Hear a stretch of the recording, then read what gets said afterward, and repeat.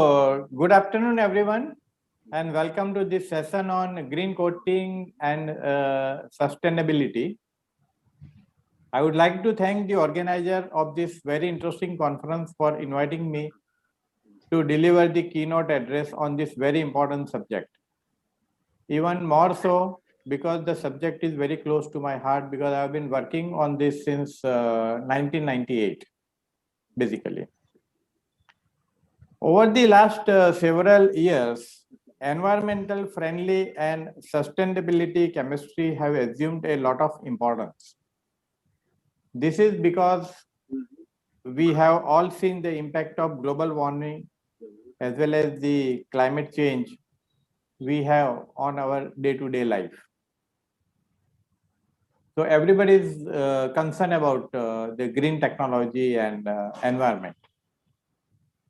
However, like any theme that becomes highly popular, this theme too is often misunderstood more than it is understood.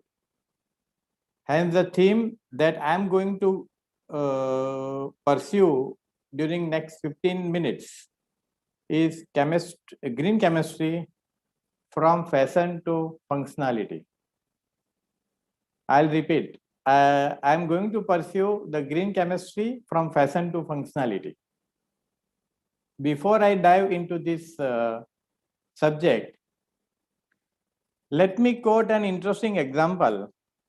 In 1997, a 14-year-old student by the name of Nathan Johner presented a science project demanding that we ban a chemical called dihydrogen monoxide, also known as hydroxyl acid. And he gave a couple of reasons that it may cause severe burn, it may erode our natural landscapes, or it may accelerate the corrosion in various metals, basically, and may even cause the electrical failures and decrease the effectiveness of the automobile brakes sometimes, and has been found in exercised tumors of terminal cancer patients. His appeal, because of all these reasons, his appeal for banning this highly hazardous chemical found enthusiastic support from his students. His majority of them supported them, his petition and everything. And it is only then that he explained that this chemical is nothing but the scientific name of water.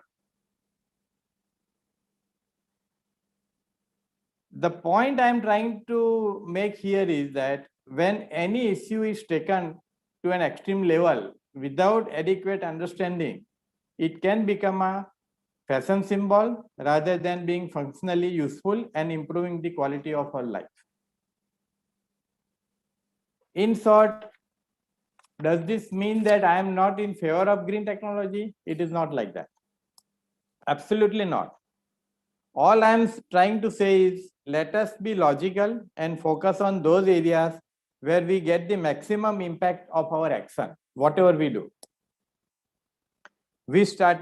I started a company just a little bit in 1998 that took a raw material derived from agro waste and converted it into a green product that replaces highly hazardous chemicals. A few years later, we backward integrated into the producing the raw materials itself. Today, we are exporting this product that supports green technology across 36 countries. We have also replaced another hazardous products used in the automotive industries by using this product. In both the cases, the replacement is like for like, no performance parameter is compromised, and yet it is priced competitive. Thus, the customer gets the best of both the world, basically. This is what I'm trying to say. Therefore, whenever we talk of green technology, we must remember that customer want performance, the price competitiveness, and consistency of supply. This is very, very, very important. Especially in India, Can we burden the industry in the name of green coating with higher pricing, poor performance, and application issues and complications that they are going to face? The answer is no. We must focus on solutions that provide answer to cost, performance, and application issues.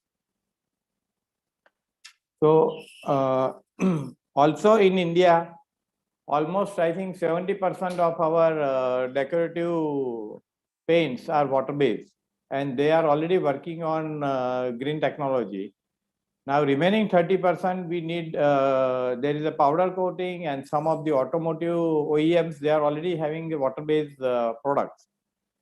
So we need to, hence we need to focus on its balance of the products in decorative segments and the products that go into the other segments such as industrial and marine. Having laid out the broad outline of discussion, let me run through a small presentation on this subject with the time permits. I will not take more than 50 minutes. 1 minute. I'll just open the presentation. Can you open the presentation?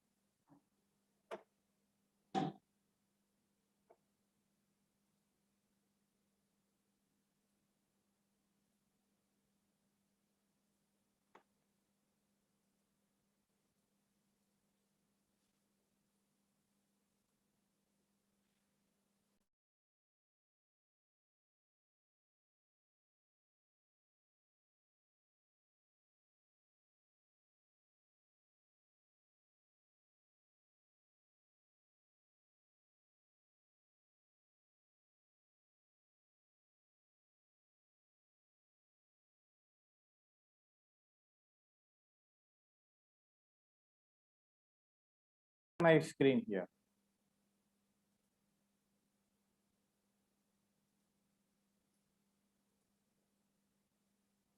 Can you see the screen now? Yes. Hello? Yes, sir. Can you see the screen? Yes.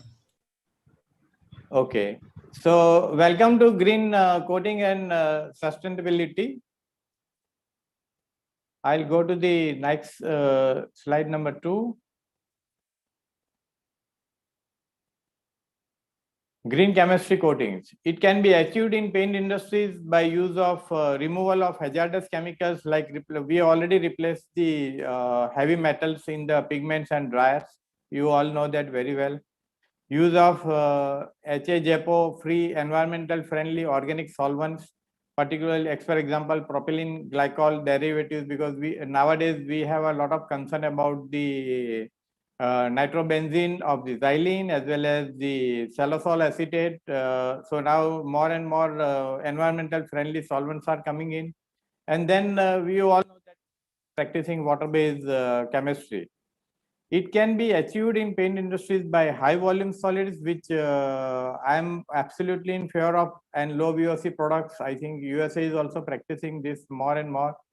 Single coat product where you can apply the single coat direct on metals and replace the number of coats, and thus you can use reduce the VOC.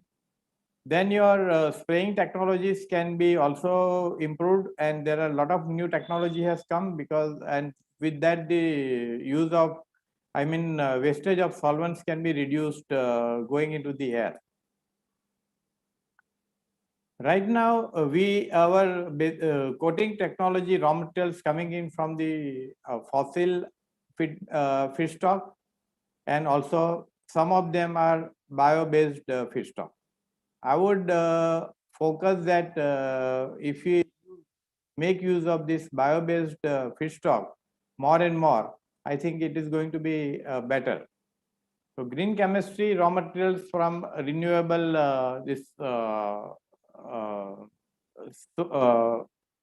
feedstock is the, for example, epoxy resin. You can use the bisphenol A from this bio-based feedstock.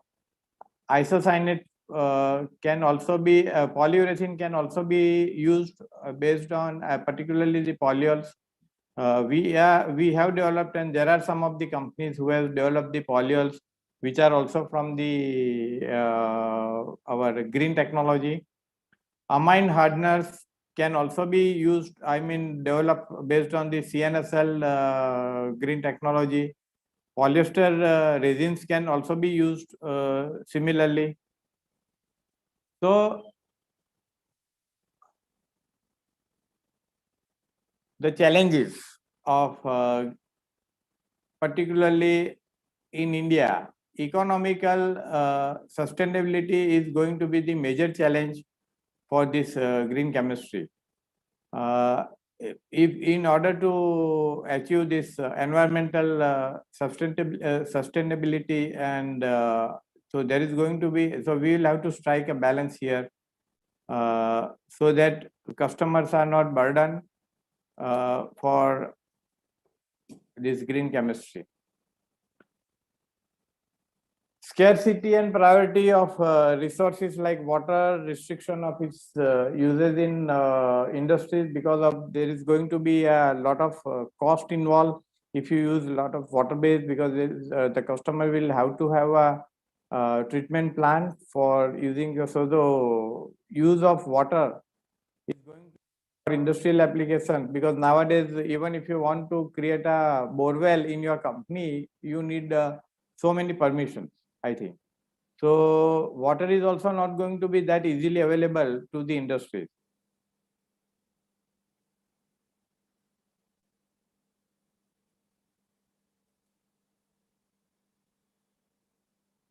Other challenges, the green chemicals are complex in nature, time consuming, expensive certification process, because this is another big problem, that for everything you need a certification, and certification charges are so high nowadays. So that is also is a limitation, and also with the viscosity and smell. Lead and chrome free products are already available, as you all know, from our company Grand Polycoats, because we are working on green technology since last so many years. So we are giving products lead and chrome free, low viscosity, direct on metal, and now we have introduced this 100% solid elastomer, which since last 10 years. And we do the products compliance with ROHS and SVHSC from Grand Polycoats.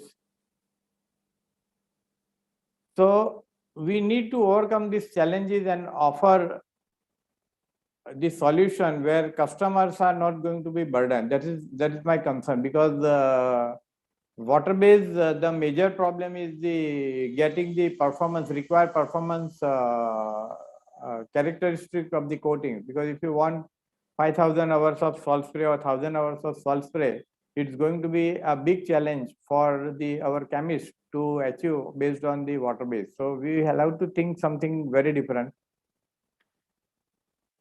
from this. So this is the I would like to end here with my presentation.